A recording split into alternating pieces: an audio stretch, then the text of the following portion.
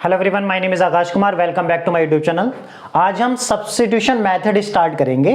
Previous class में हमने graphical method से सॉल्व करना सीखा था इक्वेशंस को।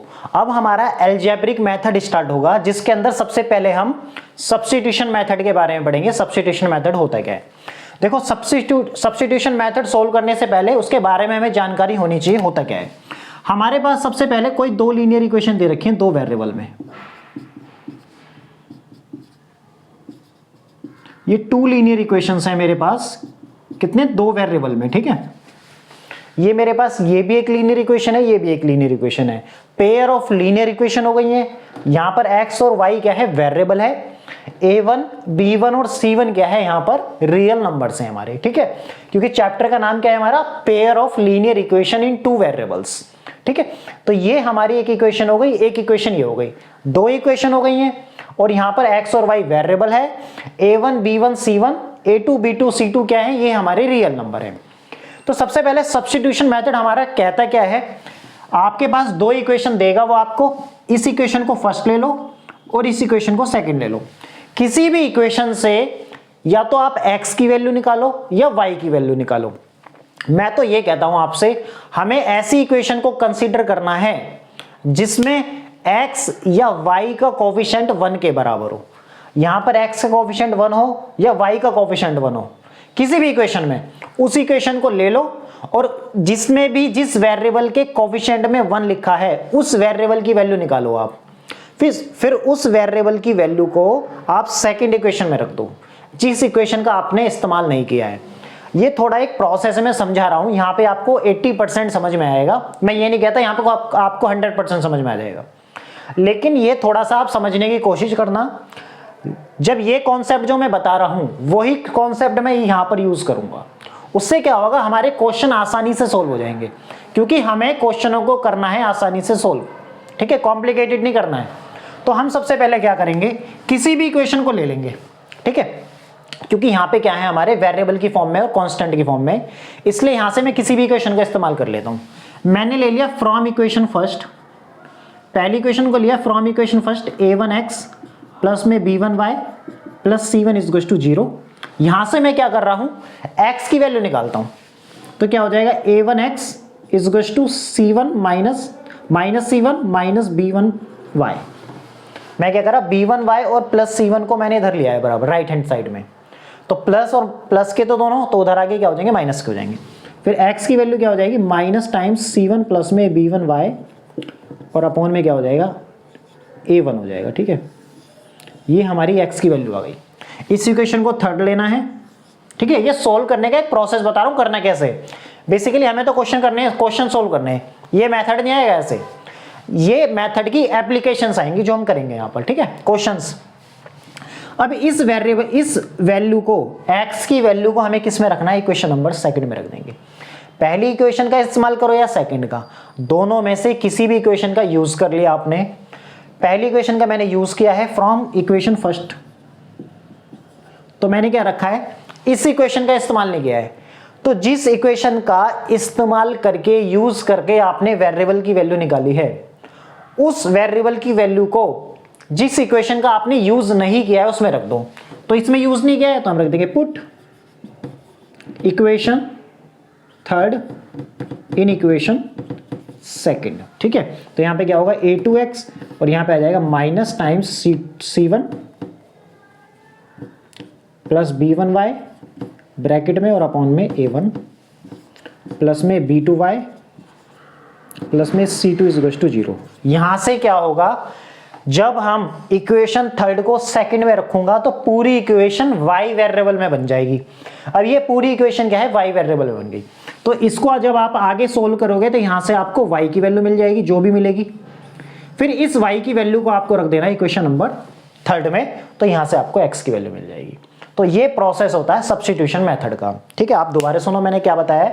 सबसे पहले हमारे पास कोई दो इक्वेशन होंगी, दो इक्वेशन में से किसी भी एक इक्वेशन का यूज करके आप किसी भी वेरिएबल की वैल्यू निकाल लो, चाहे आप x की वैल्यू निकालो चाहे y की वैल्यू निकालो। तो मैंने पहली इक्वेशन का इस्तेमाल करके यहां से x वेरिएबल की वैल्यू निकाल ली। x को निकालना है तो x के साथ में कुछ भी नहीं होना चाहिए, ठीक है। खाली x यहाँ पे लिखा हो, बाकी सबको राइट हैंड साइड में भेज दिया मैंने, तो ये वैल्यू आई। अब जो मेरे पास पहली इक्वेशन का इस्तेमाल करके वेरिएबल की वैल्यू आई है, उस वेरिएबल की वैल्यू को जिस इक्वेशन का आपने यूज नहीं किया है उसके अंदर रख देना है। तो इस इक्वेशन का मैंने इस्तेमाल नहीं किया, तो इस वेरिएबल की वैल्यू को इक्वेशन नंबर सेकंड में रख देंगे। तो यहां से आपकी पूरी इक्वेशन जो है इक्वेशन नंबर सेकंड आपकी पूरी की पूरी y वेरिएबल में कन्वर्ट हो जाएगी। जब y वेरिएबल में कन्वर्ट हो गई तो एक इक्वेशन है और एक ही वेरिएबल है आपके पास, तो इसको आप सोल्व करके y की वैल्यू निकाल सकते हैं। इट मींस यहां से y की वैल्यू निकलेगी, इस y की वैल्यू को आप x इक्वेशन नंबर थर्ड में रख देना, यहां पर y की जगह, तो आपकी x की वैल्यू निकल जाएगी। ये प्रोसेस जैसे मैंने करा है, इसी प्रोसेस से हमें क्वेश्चनों में अप्लाई करना है पूरा का पूरा प्रोसेस। ठीक है, उम्मीद करता हूं ये पूरा का पूरा आपको अच्छे से समझ में आया होगा। ठीक है, चलो इसके बेसिस पे क्वेश्चन करते हैं और अच्छे से क्लियर हो जाएगा आपको। ठीक है, जब स्टार्टिंग में कोई हम नई चीज पढ़ते हैं ना तो एकदम समझ में नहीं आती है, लेकिन जब हम उसको टाइम देते हैं ना वो ऑब्वियसली वो समझ में जरूर आएगी आपको। ठीक है, अब क्वेश्चन एग्जांपल नंबर 4 आपसे क्या कह रहा है, solve the pair of linear equations bye substitution method. ठीक है, तो हम सबसे पहले लिखेंगे वी हैव, हमारे पास है क्या क्या 7x minus 15y which is equal to 2, इसको मैं फर्स्ट इक्वेशन नाम दे लेता हूं, और x plus 2y is equal to क्या हो गया 3, ये इक्वेशन हो गई सेकंड। ठीक है, अब दो इक्वेशन है मेरे पास, दो ही वेरिएबल है। ठीक है, अब मैंने आपको क्या बताया था, सब्स्टिट्यूशन मेथड लगाते टाइम हमें एक सबसे पहले इक्वेशन पे ध्यान देना है। हमें ऐसी इक्वेशन को पकड़ना है जिसमें किसी वेरिएबल का कोफिशिएंट 1 हो। ठीक है, यहां पे x के कोफिशिएंट 7 है, यहां पे y का कोफिशिएंट कितना है माइनस का 15 है, यहां पे x का कोफिशिएंट 1 है, यहां पे y का कोफिशिएंट 2 है। तो मेरा काम बन गया, मैं इक्वेशन नंबर सेकंड को लूंगा। क्यों? क्योंकि जब मैं इक्वेशन सेकंड से x की वैल्यू निकालूंगा तो डिनोमिनेटर में कुछ नहीं आएगा, मुझे डिनोमिनेटर से बचना है। क्योंकि फ्रैक्शन में हमारे पास जब भी हम फ्रैक्शन को सोल्व करने जाते हैं इक्वेशंस के अंदर तो हमारे पे गलती होने के बहुत बड़े चांसेस होते हैं। ठीक है, तो हमें गलतियों से बचना है। ठीक है, तो हम क्या करेंगे, फ्रॉम इक्वेशन सेकंड ले लिया मैंने, फ्रॉम इक्वेशन सेकंड से। क्यों लिया मैंने? क्योंकि यहां पे x का कोफिशिएंट 1 है, x का कोफिशिएंट 1 मिल जाए मुझे तो मेरे लिए आसानी हो जाएगी। तो हम क्या करेंगे, x इज इक्वल टू क्या है मेरे पास 2, x is equal to x plus 2y is equal to 3, यहां से x की वैल्यू निकाल सकता हूं मैं, तो क्या हो जाएगा 3 माइनस का 2y, ये इक्वेशन आ गई। इस इक्वेशन को मैंने नाम दे दिया थर्ड। क्यों बताया मैंने? देखो, क्योंकि यहां पे डिनोमिनेटर में कुछ नहीं आया, अगर डिनोमिनेटर में आता तो मेरे लिए कैलकुलेशन कॉम्प्लिकेटेड बन जाएगी। ठीक है, तो मुझे बस ऐसी, हमें क्या करना है, डिनोमिनेटर में कुछ लाने से बचना है। अगर हमारे पास यहां पे 4 होता तो मैं फंस जाता, मेरी मजबूरी थी कि मेरा डिनोमिनेटर में जरूर कोई ना कोई नंबर आएगा, चाहे मैं इन दोनों में से कोई भी इक्वेशन ले लूं। इसलिए मैंने क्या करा है, सेकंड इक्वेशन का इस्तेमाल किया है, क्योंकि यहां पर x का कोफिशिएंट 1 है। अगर बाई चांस यहां पर x का कोफिशिएंट 2 या 3 होता तो मेरी मजबूरी थी, फिर तो डिनोमिनेटर में नंबर आएगा ही आएगा कंफर्म। अगर जब भी दोनों इक्वेशन को देखो, x या y का कोफिशिएंट कोई भी अगर 1 मिल रहा है तो उस इक्वेशन का इस्तेमाल करो, उससे क्वेश्चन आपका बहुत सिंप्लीफाई हो जाएगा, आसानी से सोल्व हो जाएगा। ठीक है, तो मैंने क्या करा है, इस x की वैल्यू को ले लिया मैंने। अब मैंने किससे बनाया है, सेकंड इक्वेशन से बनाया है, ये वाली इक्वेशन। अब इस इक्वेशन को, जिस इक्वेशन का यूज नहीं किया है, फर्स्ट का इस्तेमाल नहीं किया है, तो इसको फर्स्ट में रख देंगे। ठीक है, तो लिख देंगे put equation third in equation second. ठीक है, थर्ड को इसमें रख दिया, तो 7 टाइम्स x की जगह रखना है, x की वैल्यू क्या होगी 3 माइनस 2y, तो यहां पर रख दो। तो 7 मल्टीप्लाई बाई x है ना, तो 7 इस पूरे के मल्टीप्लाई में जाएगा, तो 3 माइनस 2y माइनस का 15y which is equal to 2, तो 7 3 जा 21, 7 2 जा 14y माइनस में 15y which is equal to 2। Now 21 minus में 29y which is equal to 2। पूरी इक्वेशन y वेरिएबल में बन गई है, तो यहां से y की वैल्यू इजीली सोल्व हो सकती है। ठीक है, तो now minus 29y which is equal to 2। अब ये 21 यहां पर है, इसको इधर ले जाऊंगा राइट हैंड साइड में तो माइनस का हो जाएगा, तो माइनस का 21 which is equal to minus का 19 माइनस का 29y, माइनस से minus cancel out, y is equal to कितना हो गया 19 अपॉन में 29। तो ये y की वैल्यू आ गई आपकी, ठीक है। ठीक, बस अब इस y की वैल्यू को किस में रख दूंगा मैं, इक्वेशन नंबर 3 में रख दूंगा, यहां से मेरी x की वैल्यू निकल जाएगी, ठीक है। Put y is equal to 19/29 in the equation third में रख देंगे तो x इज इक्वल टू क्या हो जाएगा, 3 माइनस ट्वाइस ऑफ 19/29, तो 3 माइनस 2 से मल्टीप्लाई करूंगा, इसके नीचे 1 है तो कितना हो जाएगा 38/29, एलसीएम ले लूंगा तो कितना हो जाएगा 87 माइनस में 38 अपॉन में कितना हो जाएगा 29, ठीक है। अब यहाँ पे 17 में से 8 जाएगा तो कितना बचेगा 9, यहाँ कितना बचा 7 में से 3 जाएगा तो 4, तो 49/29, तो x की वैल्यू क्या आ गई, आ गई x की वैल्यू आपकी 49/29 आ गई है और y की वैल्यू 19/29 आ गई। इसका मतलब ये x और y इन दोनों इक्वेशन के क्या हो जाएंगे, सॉल्यूशन हो जाएंगे। तो लिख देंगे therefore x is equals to 49/29 and y is equals to 19/29 are the solutions, ये solutions हो गए ना of the given linear equation, ठीक है। तो ये पूरा का पूरा मेथड ही मेरा क्या कहलाता है, सब्स्टिट्यूशन मेथड कहलाता है। सब्स्टिट्यूशन मेथड के अंदर हम क्वेश्चनों को इस तरीके से सोल्व करते हैं। मैं उम्मीद करता हूं ये पूरा का पूरा जितना मैंने आपको समझाया है बिल्कुल अच्छे से और प्यार से समझ में आया होगा, ठीक है। एक बार के लिए इसका स्क्रीनशॉट ले लें, फिर इसके बाद आगे कंटिन्यू करते हैं, ठीक है। स्क्रीनशॉट ले लें पहले एक बार।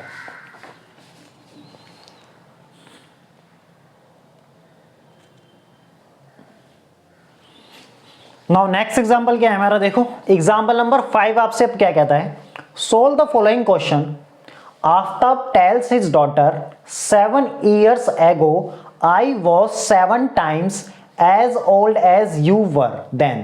Also 3 years from now I shall be 3 times as old as you will be.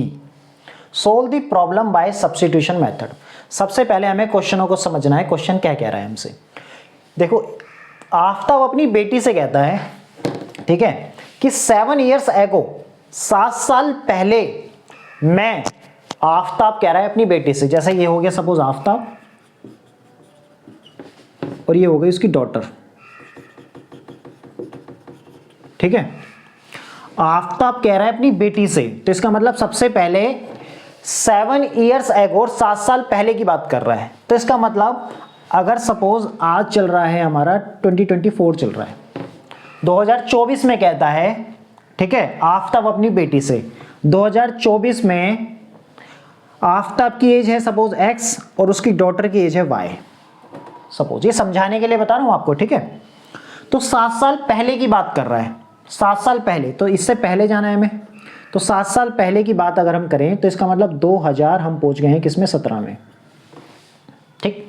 तो 7 साल पहले की एज क्या हो जाएगी इनकी, x - 7, अब की एज में से 7 साल कम हो जाएगा, ठीक है, और उसकी डॉटर की एज क्या होगी 7 साल पहले, वो हो जाएगी y - 7, ठीक है।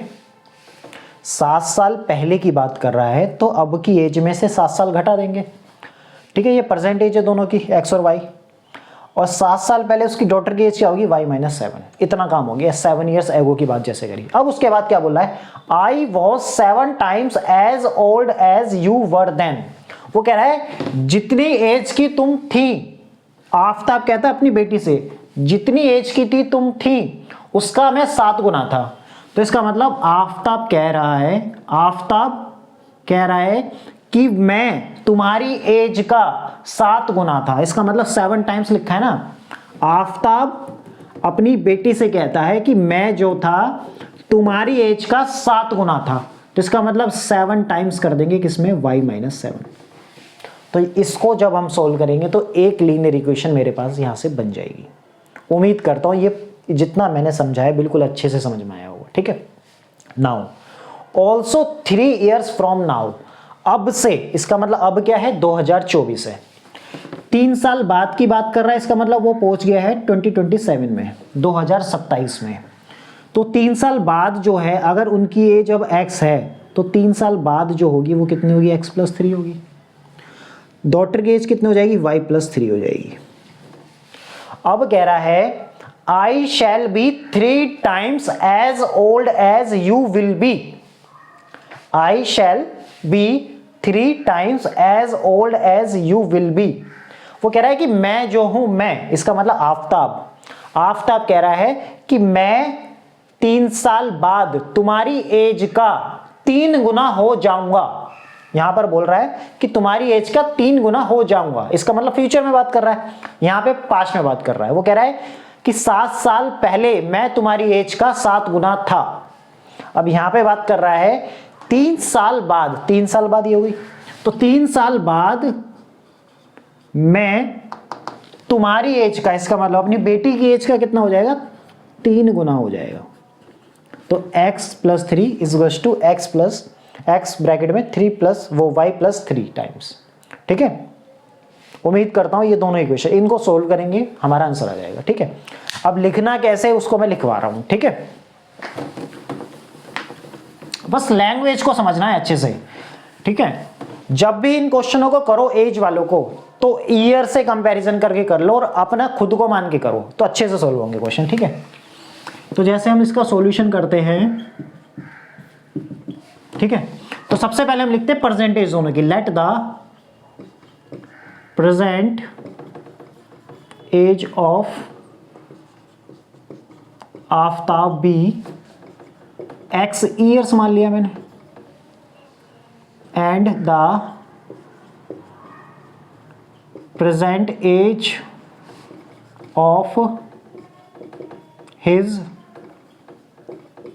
Daughter be y years.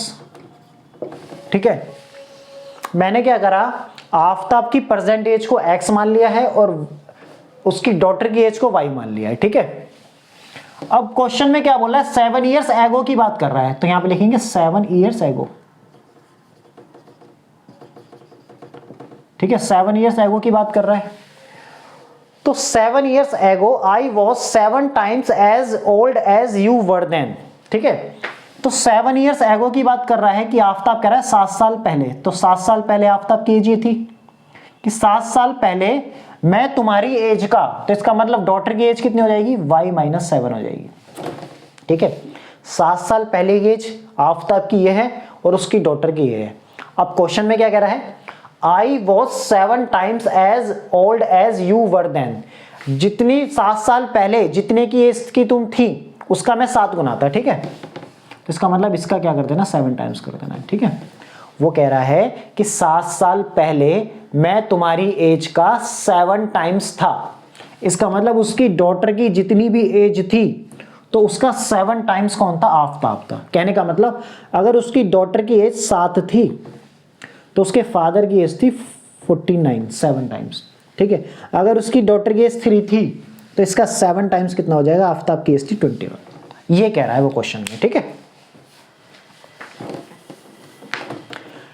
अब देखो यहां पर हमारा क्या है,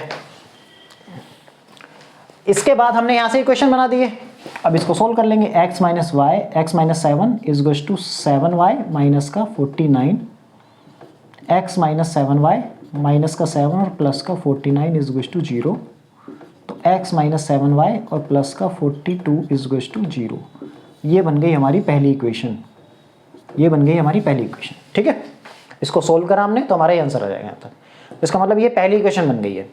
अब बोला है ऑल्सो 3 years फ्रॉम नाउ, अब 3 साल बाद की बात कर रही है। ठीक है, 3 years फ्रॉम नाउ, 3 years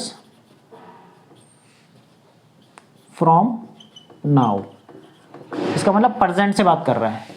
अब से प्रेजेंट से 3 साल बाद की बात हो रही है, तो प्रेजेंट की एज कितनी है, x, तो 3 साल बाद की आफताब की एज कितनी हो जाएगी, x+3, और उसकी डॉटर की एज कितनी हो जाएगी, y+3 हो जाएगी। तो 3 साल बाद मैं आफताब जो है वो अपनी डॉटर की एज का क्या था, 3 गुना था, 3 times था, तो इसका मतलब इसकी डॉटर की एज का क्या कर देंगे, 3 से मल्टीप्लाई कर देंगे और दोनों की एज क्या हो जाएगी, बराबर हो जाएगी। कहने का मतलब कि 3 साल बाद मैं तुम्हारी एज का 3 गुना होऊंगा, फ्यूचर में बात करिए यहां पर। ठीक है, 3 years फ्रॉम नाउ आफताब अपनी डॉटर की एज का क्या था, 3 times था। तो यहाँ क्या हो जाएगा x प्लस 3 इज टू क्या हो जाएगा 3y प्लस में 9 हो जाएगा, और x प्लस 3 माइनस का 3y और माइनस का 9 इज टू 0, तो x माइनस 3 और यहाँ हो जाएगा माइनस का 6 इज टू 0। ये बन गई हमारी दूसरी इक्वेशन। बस अब इन दोनों इक्वेशन को सोल्व करना है और इनकी दोनों की एज बतानी है, प्रेजेंट की एज, मतलब 2024 में ये कितने साल के, ये बताना है इनको, ठीक है। मैं एग्जाम्पल के लिए बता रहा हूँ 2024, ठीक है, 2024 नहीं पूछा यहाँ पे बोल रहा है वो x और y की वैल्यू बतानी, इसका मतलब प्रेजेंट की बात हो रही है, तो आज को लेके चल रहे हैं हम, कंसीडर कर रहे हैं सपोज, ठीक है। अब कोई सी भी इक्वेशन ले लो, यहाँ पे भी x का कोफिशिएंट 1 है, यहाँ पे भी x का कोफिशिएंट 1 है, तो हमारी चॉइस है या मैं पहली इक्वेशन को ले लूँ चाहे दूसरे को ले लूँ, जो आपका मन करे वो ले लो, ठीक है। तो हम ले लिया फ्रॉम इक्वेशन फर्स्ट से अगर x की वैल्यू क्या हो जाएगी, x इज टू हो जाएगा 7y माइनस का 42, ठीक है। 7y को उधर भेज दिया, प्लस का हो जाएगा, और प्लस के 42 को उधर भेजेंगे तो माइनस का। ये इक्वेशन हो गई थर्ड। अब इसको किस में रख दो, सेकंड में रख दो। Put equation third in the equation second में रख दो इसको, ठीक है। पहली इक्वेशन का इस्तेमाल करा है मैंने तो थर्ड बना ली, किस इक्वेशन का यूज नहीं किया है, सेकंड का यूज नहीं किया है, इसलिए इसके अंदर रख देंगे हम यहाँ पर, ठीक है। तो क्या हो जाएगा 7y माइनस का 42, x की जगह रखा माइनस 3y और माइनस का 6 बराबर में 0। अभी इस x की जगह किसने ले ली है, 7y माइनस 42 ने ले लिया है, ठीक है। इस x की जगह इसने ले लिया, और माइनस का 3y एज इट इज ऐसी, माइनस का 6 एज इट इज ऐसी, और 0 एज इट इज ऐसी। अब इसमें से घटाओ कितना हो जाएगा 4y और माइनस का 48 इज टू 0, तो 4y इज टू कितना हो जाएगा 48, कैंसिल आउट करेंगे तो y की वैल्यू कितनी हो जाएगी 12। Put y is to 12 in the equation third में रख देंगे, ठीक है। अब ये मत समझना कि फर्स्ट और सेकंड में रख के आंसर नहीं निकलेगा, आंसर निकल जाएगा, लेकिन मुझे आसान चीज को कंसीडर करना है जिससे मेरी कम से कम कैलकुलेशन हो। तो y की वैल्यू 12 यहीं रखने पर कम से कम कैलकुलेशन होगी। अगर यहां रखूंगा तो इधर उधर करना पड़ेगा मुझे, ठीक है, अरेंज करना पड़ेगा। तो x इज टू क्या हो जाएगा 7 टाइम्स y की वैल्यू कितनी है 12 माइनस में 42, तो कितना हो जाएगा ये हो जाएगा कितना 84, इसको कैंसिल आउट करेंगे तो कितना हो जाएगा, सब्ट्रैक्ट करें 42। तो इसका मतलब देखो यहाँ पे परसेंटेज कितनी है, आफताब की परसेंटेज कितनी आ गई है 42, और उसके डॉटर की कितनी आ गई है 12 साल, ठीक है। तो so present age of Aftab कितनी हो गई है 42 ईयर्स, ठीक है, और present age of his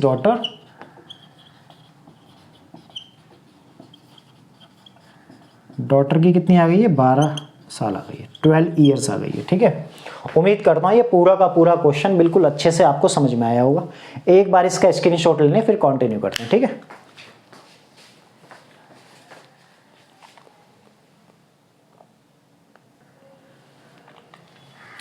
now next question क्या है हमारा, अब देखो एग्जांपल नंबर 6 आपसे क्या कहता है।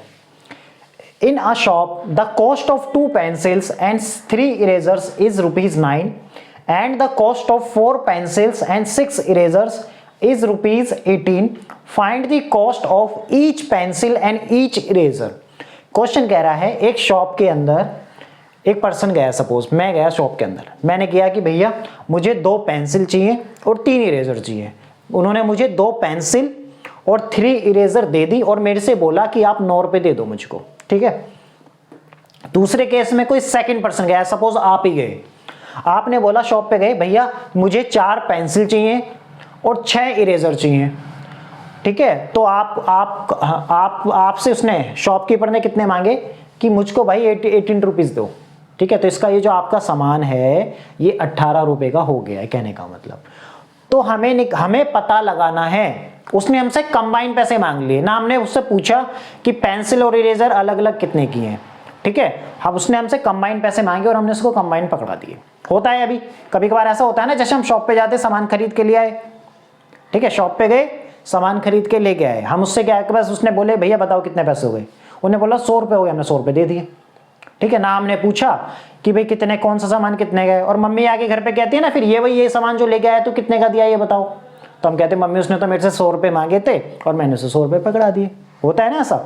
तो अभी इसी क्वेश्चन में हमें क्या करना है, तो सबसे पहले मुझे दो चीज यहां पर यूज हो रही है, पेंसिल और इरेजर। क्या बताया मैंने, दो चीज यहां पर इस्तेमाल हो रही है, एक पेंसिल हो रही है और एक इरेजर हो रही है। तो दोनों को मुझे वेरिएबल से असाइन करना पड़ेगा पहले, ठीक है। तो सबसे पहले मैं लिखूंगा, देखो सॉल्यूशन यहीं से शुरू कर देता हूं। ये मैं आपको मेथड्स बता रहा हूं कि कैसे क्वेश्चन को सोल्व करना और कैसे क्वेश्चन पे अप्रोच करना है। क्वेश्चन पढ़ना आना चाहिए। जब क्वेश्चन आपको अच्छे से पढ़ना आएगा तो आप सॉल्यूशन ऑटोमेटिकली निकाल लोगे इसका, ठीक है। तो यहां पे पेंसिल की बात हो रही है और इरेजर की बात हो रही है, तो मैं यहां पे लिखूंगा let the cost of one pencil be ₹X। मैंने मान लिया कि जो एक पेंसिल की जो कॉस्ट है, एक पेंसिल की जो कॉस्ट है वो ₹X है, ठीक है। And the cost of one eraser be ₹Y, ठीक है। एक पेंसिल की कॉस्ट को मैंने क्या माना, X रुपए माना है, और एक इरेजर की कॉस्ट को मैंने क्या माना है, Y मान लिया है, ठीक है। उम्मीद करता हूं ये पूरा का पूरा यहां तक आपको समझ में आया होगा। अब क्वेश्चन आपसे क्या कह रहा है, अकॉर्डिंग टू क्वेश्चन, क्वेश्चन कह रहा है कि दो पेंसिल, जब एक पेंसिल X रुपए की है तो दो पेंसिल कितने की हो जाएंगी, 2X की हो जाएंगी, ठीक है ना। एक पेंसिल जब X रुपए की है तो दो पेंसिल कितने की हो जाएंगी, 2X की हो जाएंगी। यूनिटरी मेथड से सपोज 1 रुपए में अगर 4 टॉफी लेके आ रहे हो आप शॉप से जाके, ठीक है, तो 2 रुपए में कितनी लेके आओगे, 8 लेके आओगे। सिंपल मल्टीप्लाई किया है तो यहां पे भी ऐसे मल्टीप्लाई करना है, ठीक है। तो वही काम हमें यहां पे करना है।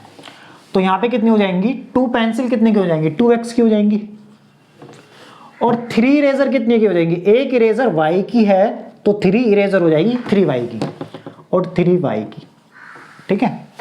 एक पेंसिल X की तो दो पेंसिल 2X की, एक इरेजर Y की तो 3 इरेजर कितने की हो जाएंगी, 3Y की। अब दोनों को कंबाइन करके शॉपकीपर ने कहा आपसे कि भाई 9 रुपए दे दो मुझको, तो हमने क्या करा, दोनों को ऐड किया और शॉपकीपर को 9 रुपए दे दिए, खत्म। ये भी पैसे बन गए, ये भी पैसे बन गए, और ये कितने हो गए, इज 9, ठीक है। दोनों साइड क्या होगी, ये भी रुपीज और ये भी रुपीज। इसको सोल्व करके भी रुपीज मिलेगा, ये तो है ही। इसका मतलब 2X + 3Y को सोल्व करके कितना आया आपका, रुपीज आ गया, ठीक है। समझ में आया। ये बन गई हमारी पहली इक्वेशन। नाउ सेकंड इक्वेशन कैसे बनेंगे, एंड 4 पेंसिल कितने की है, एक पेंसिल X की है तो 4 पेंसिल कितने की हो जाएंगी, 4X रुपीज की हो जाएंगी। 6 इरेजर एक इरेजर Y की है तो 6 इरेजर कितने की हो जाएंगी, 6Y रुपीज की हो जाएंगी। इसका मतलब 4 इरेजर हो गई 4X की, 6 इरेजर हो गई 6Y की। दोनों को कंबाइन करके शॉपकीपर ने कहा कि मुझे भाई 18 रुपए हुए आपके, तो ये सेकंड इक्वेशन बन गई। बस इतना काम करना है, ठीक है। अब ये दो इक्वेशन है, दो वेरिएबल है, सब्स्टिट्यूशन मेथड से सोल्व करेंगे क्योंकि हमने अभी तक वही पढ़ा है। जब आपके बोर्ड के एग्जाम में, जब मैं आपको अभी इसके बाद जब मैं आपको एलिमिनेशन मेथड और पढ़ा दूंगा तो आपके पास चॉइस होगी, चाहे आप इस मेथड से सोल्व करें, सब्स्टिट्यूशन मेथड से, या एलिमिनेशन मेथड से सोल्व करें। लेकिन अगर उसने क्वेश्चन में बोल दिया कि आपको सब्स्टिट्यूशन मेथड से ही सोल्व करना है या एलिमिनेशन मेथड से ही सोल्व करना है, तो आपको उसी मेथड से सोल्व करना है फिर क्वेश्चन, ठीक है। अब क्वेश्चन में हम देखो, अभी तक हमने सब्स्टिट्यूशन मेथड पढ़ा है तो उसी से मैं आपको सिखा रहा हूं, ठीक है। एक ये पूरी एक्सरसाइज, इसके बाद जो एक्सरसाइज होगी वो पूरी सब्स्टिट्यूशन मेथड से सोल्व करा दूंगा, उसके बाद एलिमिनेशन मेथड से सोल्व करा दूंगा। अगर बोर्ड में आता है तो कंबाइन होके आएगा क्वेश्चन, आपको ये नहीं पता होगा कि ये सब्स्टिट्यूशन से पूछा है या एलिमिनेशन से, ठीक है। तो आपको किसी भी मेथड से सोल्व कर देना है क्वेश्चन। जब उसने बोल देगा, स्पेसिफिक कर देगा कि इसी से सोल्व करना है, तो फिर उसी पे अप्रोच करना है हमें, ये ध्यान रखना है आपको, ठीक है। अब हम करेंगे फ्रॉम इक्वेशन सेकंड से, फ्रॉम इक्वेशन सेकंड ले ली मैंने, ठीक है। अब यहां पे देखो x का कोफिशिएंट भी 2 है, y का कोफिशिएंट यहां 3 है, x का कोफिशिएंट यहां 4 है और y का कोफिशिएंट 6 है, कहीं भी 1 नहीं है। तो मेरे पास यह मैं चाहे मैं इस इक्वेशन को ले लूं, चाहे इसको ले लूं, किसी को भी ले लूं, कोई फर्क नहीं पड़ेगा, ठीक है। फर्स्ट को ले लो, फर्स्ट को लिया आपने 2x प्लस में 3y इज टू 9 आ गया, तो 2x इज टू कितना हो जाएगा 9 माइनस 3y, और x की वैल्यू कितनी हो जाएगी 9 माइनस 3y अपॉन में 2 आ जाएगा। ये बन गया आपका इक्वेशन थर्ड। मैंने क्या करा, पहली इक्वेशन का इस्तेमाल करके x की वैल्यू निकाली। अब आपको ये मत सोचना कि हर बार x ही निकालना है, आपको जरूरी नहीं है, आप y से भी सोल्व कर सकते हैं। 3y को यहीं रखो और 2x को उधर ले जाओ, तो y इज हो जाएगा 9 माइनस 2x अपॉन में 3। ठीक है, किसी भी वेरिएबल की वैल्यू पहले निकाल लो, कोई फिक्स नहीं है कि मैं x की निकाल रहा हूं हर बार तो x की निकालनी होगी, ऐसा कुछ नहीं है, आप y की भी निकाल सकते हैं, मर्जी है। ठीक है, अब इस इक्वेशन थर्ड को किस में रख दो, सेकंड में रख दो।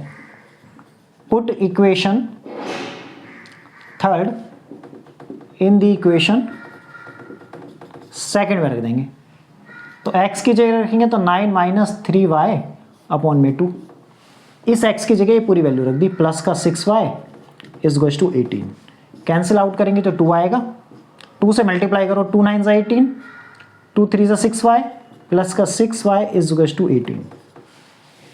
अब देखो ये माइनस का 6y प्लस का y 6y, अब यहाँ पे देखो y वेरिएबल क्या हो रहा है, कैंसिल आउट हो रहा है, तो इसका मतलब आगे जाके ये इक्वेशन खत्म ही हो रही है पूरी, यहाँ से y की वैल्यू नहीं निकल पा रही है, तो इसका मतलब ये कैंसिल आउट हो गया। इसका मतलब 18 इज गोज टू 18।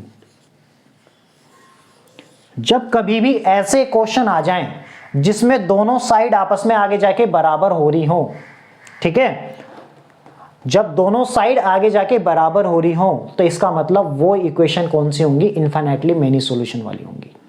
ठीक है, क्योंकि दो इक्वेशन है मेरे पास, अब इसको मैं अगर कंपेयर करके कराऊं, कोफिशिएंट कंपेयर करके मैंने आपको सिखाया था ना जब ये चैप्टर शुरू किया था, तो उससे भी बता दूंगा कैसे इनफाइनाइटली मेनी सॉल्यूशन देंगी लाइन। अब यहाँ पे हमें ध्यान देना है, यहाँ पर कौन सा वेरिएबल कैंसिल आउट हो गया है, y वेरिएबल कैंसिल आउट हो गया है। ठीक है, तो इसका मतलब यहाँ पर हमें y की कोई भी स्पेसिफिक वैल्यू नहीं मिलेगी। ठीक है, तो ये इक्वेशन क्या हो गई, y की सारी वैल्यूज के लिए क्या हो जाएंगे, ट्रू हो जाएंगी।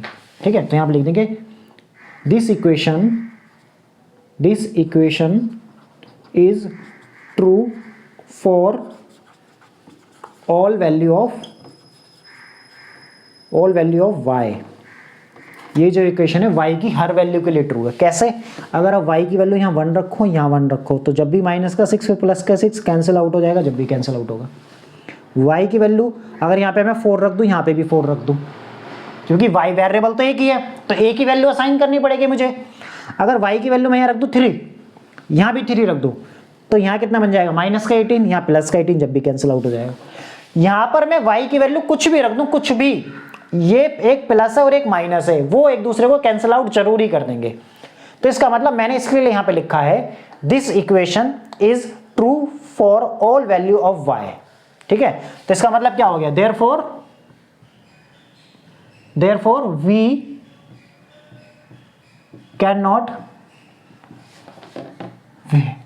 we cannot get a specific value of y। तो देन जब हमें यहां पे, अब देखो जब ये इक्वेशन सारे के सारे y के लिए ट्रू हो गई है, तो इसका मतलब ये यहां पर हमें we can not get a specific value of y, तो then we can not get a specific value of x also. ठीक है, ये ध्यान रखना है आपको, जब आपको यहां पर y की कोई एक स्पेसिफिक वैल्यू नहीं मिल रही है, इसका मतलब x की भी नहीं मिलेगी। क्यों, क्योंकि जब y की वैल्यू यहां से निकलती, उसी y को तो मैं यहां रखता है इक्वेशन नंबर सेकंड में, क्योंकि जो x है वो पूरी की पूरी तरह किस पे डिपेंड है, y पर डिपेंड है। जब तक y की वैल्यू मैं यहां पर पुट नहीं करूंगा तो मेरी x की वैल्यू नहीं निकल सकती किसी भी कीमत पे। तो इसका मतलब हमारा क्या हो गया कि जब ये इक्वेशन सारे के सारे y के लिए ट्रू हो गई है, ठीक है, तो इसका मतलब यहां पर हम किसी भी में y को कोई एक स्पेसिफिक वैल्यू प्रोवाइड नहीं करवा सकता हूं, क्योंकि y की वैल्यू तो बहुत सारी मिलेंगी। तो इसलिए मैंने यहां पे लिखा है therefore we can not get a specific value of y, तो then we can not get a specific value of x also. जब y की कोई स्पेसिफिक वैल्यू प्रोवाइड नहीं हो रही है, तो इसका मतलब x की भी कोई स्पेसिफिक वैल्यू प्रोवाइड नहीं होगी। सिंपल। जब x और y की वैल्यू का ही दोनों स्पेसिफिक वैल्यू, जब y की भी स्पेसिफिक वैल्यू डिसाइड नहीं हो रही और y x पूरी तरीके से किस पे डिपेंड है, y पे डिपेंड है, तो इसका मतलब y x की भी वैल्यू स्पेसिफिक वैल्यू डिफाइन नहीं होगी। जब y की कोई स्पेसिफिक वैल्यू डिफाइन नहीं हो रही है, इसका मतलब x की भी कोई स्पेसिफिक वैल्यू डिफाइन नहीं होगी। क्यों? क्योंकि क्वेश्चन नंबर 3 में y की वैल्यू मैं जब रखूंगा जब ही x मिलेगा, क्योंकि x जो है वो पूरी तरह y पे डिपेंड है। ठीक है, जब x और y दोनों के दोनों कोई स्पेसिफिक वैल्यू प्रोवाइड नहीं कर रहे हैं, इसका मतलब x और y सारी की सारी वैल्यू के लिए क्या हो जाएंगे, ट्रू हो जाएंगे। जब सारी की सारी वैल्यू के लिए ट्रू हो जाएंगे, इसका मतलब क्या है, ये गिवन इक्वेशन क्या देंगी हमें, इनफिनिटली मैनी सॉल्यूशन देंगे। तो हम लिख देंगे thus the given pair of linear equations gives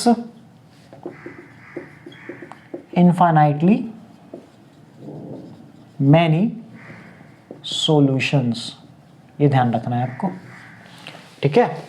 उम्मीद करता हूं पूरा का पूरा क्वेश्चन आपको अच्छे से समझ में आएगा।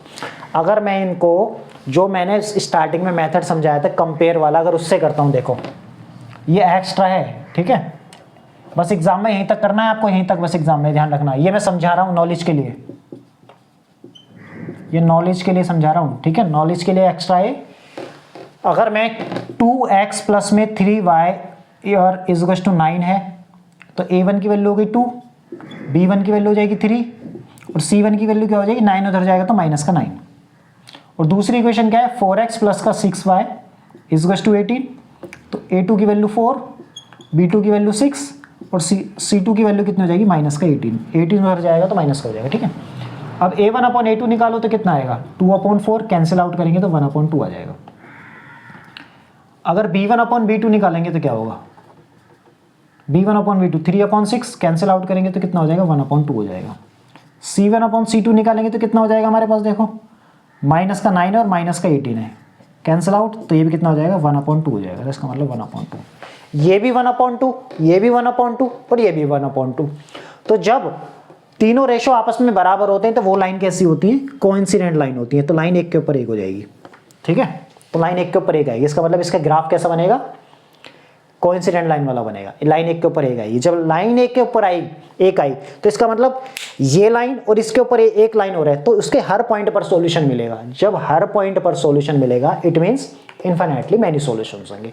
अब इसको भी अगर आप 2 से भी डिवाइड कर दो, 2 से डिवाइड करोगे तो कितना आएगा, 2x 3y और 9, दोनों इक्वेशन क्या हो जाएंगी, एक जैसी हो जाएंगी। मैंने क्या बताया था, जब हमारी कोइंसिडेंट लाइन होती है तो एक लाइन में किसी स्केलर से मल्टीप्लाई कर देता है, इसका मतलब किसी नंबर से मल्टीप्लाई करता है तो दूसरी इक्वेशन बन जाती है, हालांकि वो इक्वेशन एक जैसी ही होती है, ठीक है। तो इसका मतलब ये पूरा का पूरा क्वेश्चन बिल्कुल अच्छे से आपको समझ में आया होगा, उम्मीद करता हूं। एक बार इसको देखें फिर आगे कंटिन्यू करते हैं, ठीक है।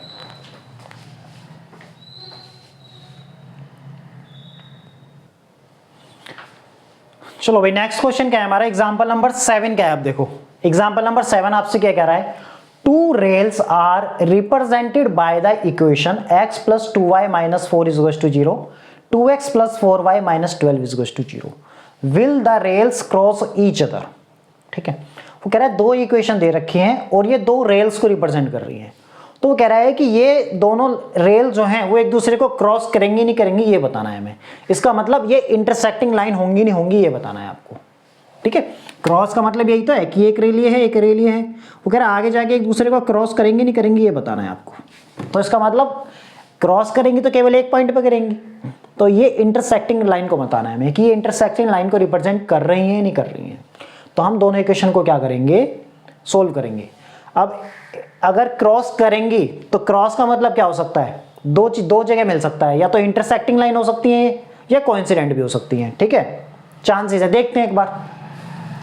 तो सबसे पहले हमारे पास क्या है, we have x plus 2y minus का 4 इज टू 0, ये हो गई हमारी पहली इक्वेशन। और दूसरी इक्वेशन क्या है, 2x प्लस में 4y माइनस का 12 इज टू 0, ये हो गई सेकंड इक्वेशन। क्योंकि यहां पर उसने ये नहीं बोला है कि सब्स्टिट्यूशन से करो या एलिमिनेशन से करो, लेकिन हमें समझना है क्वेश्चन को पढ़ के, जब दो इक्वेशन है और बोल रहा है कि ये दो एक दूसरे को क्रॉस करेंगी नहीं करेंगी।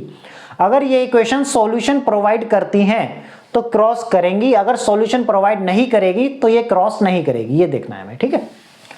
तो ये दो इक्वेशन हो गई, यहाँ पे x का कोफिशिएंट 1 है, यहाँ पे x का कोफिशिएंट 2 है, यहाँ पे y का कोफिशिएंट 2 है, यहाँ पे y का कोफिशिएंट 4 है।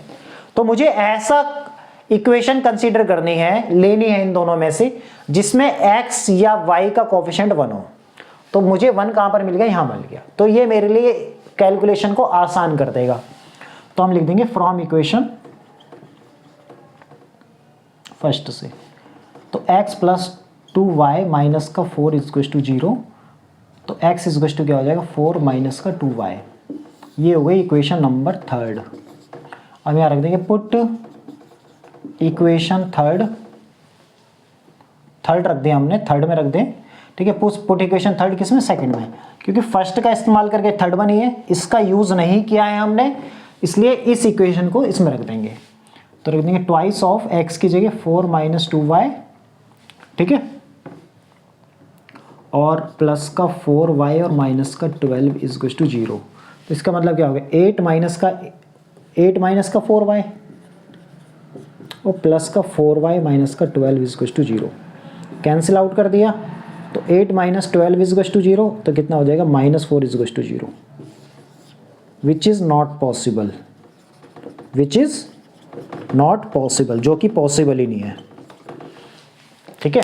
यहाँ पे वेरिएबल तो कैंसिल आउट हो गया, इससे पहले वाले क्वेश्चन में वेरिएबल तो कैंसिल आउट हो रहा था, लेकिन दोनों जो हमारी साइड है एक जैसी आ रही थी, लेफ्ट हैंड साइड में जो नंबर था वही राइट हैंड साइड में था। लेकिन यहां पर वेरिएबल कैंसिल आउट होने के बाद यहां पे दोनों साइड अलग अलग आ रही हैं, इसका मतलब ये साइड और ये साइड आपस में बराबर नहीं हो सकती। इसका मतलब यहां पर x और y हमें कोई भी सॉल्यूशन प्रोवाइड नहीं करेगी। जब इस तरह का क्वेश्चन आ जाए, अगर वेरिएबल कैंसिल आउट हो जाता है और आगे जाके दोनों की दोनों साइडें एक जैसी भी नहीं आ रही हैं, यहाँ पे अगर 18 होता, यहाँ पे भी 18 होता, तो ये पहले वाला एग्जाम्पल जो हमने करा है, एग्जाम्पल नंबर 6, वो बन जाता। लेकिन यहाँ पे लेफ्ट हैंड साइड में -4 है और राइट हैंड साइड में 0 है, जो कि कभी भी आपस में बराबर नहीं हो सकते हैं। जब बराबर नहीं हो सकते, इसका मतलब ये पॉसिबल नहीं है। जब ये पॉसिबल नहीं है तो लिख देंगे देयरफॉर, या लिख देंगे here we did not give any value of x and y, any value of x and y, ये हम लिख देंगे here we did not give any solution, ठीक है, कोई सॉल्यूशन नहीं मिलेगा। here we did not give any value of x and y, ठीक है। तो so the rails do not cross each other, या did not cross each other ऐसे लिखता हूँ। so the rails did not cross each other, तो इसका मतलब रेल जो है वो एक दूसरे को क्रॉस नहीं करेंगे। अब क्यों नहीं करेंगी, देखो उसको उस वाले मेथड से समझाता हूँ कि हमारे पास क्या इक्वेशन क्या है, x प्लस 2y माइनस का 4 इज टू 0 और 2x प्लस का 4y माइनस का 12 इज टू 0। a1 की वैल्यू इस इक्वेशन से 1 है, b1 की 2 आ गई, c1 की आ गई माइनस का 4, यहाँ से a2 की वैल्यू आ गई 2, b2 की आ गई 4 और c1 की वैल्यू आ गई माइनस का 12। a1 अपॉन a2 क्या हो जाएगा 1/2 हो जाएगा, b1 अपॉन b2 क्या हो जाएगा, ये भी 1/2 हो जाएगा। इसको 2/4 कैंसिल आउट करेंगे तो 1/2 आ जाएगा, और c1 अपॉन c2 क्या हो जाएगा -4 माइनस का 12 कैंसिल आउट करेंगे तो कितना हो जाएगा 1/3। अब पहले दो रेशो तो आपस में बराबर आ रहे हैं, लेकिन तीसरा बराबर नहीं आ रहा है। जब पहले दो रेशो आपस में बराबर आते हैं, तीसरा बराबर नहीं आता है, तो वो लाइन कैसी हो जाती है, पैरेलल लाइन हो जाती है, ठीक है। तो इसका मतलब वो लाइन जो रेल जो है वो आपस में क्या है, पैरेलल ट्रैक पे चल रही है, तो इसका मतलब वो क्रॉस नहीं करेंगी कभी भी एक दूसरे को, इस क्वेश्चन के अकॉर्डिंग, ठीक है। उम्मीद करता हूँ ये पूरा का पूरा क्वेश्चन आपको अच्छे से समझ में आया होगा, ठीक है। और बाकी वीडियो अच्छा लगे वीडियो को लाइक करें और चैनल को ज़्यादा से ज़्यादा सब्सक्राइब करें और वीडियो को ज़्यादा से ज़्यादा शेयर करें। इतना डिटेल में कोई नहीं समझाएगा आपको जितना डिटेल में मैंने आपको समझा दिया है, ठीक है। बाकी नेक्स्ट क्लास में मिलते हैं। अब एक्सरसाइज हम करेंगे, सब्स्टिट्यूशन मेथड के बेस पे जो एक्सरसाइज है वो करेंगे, ठीक है। Thank you.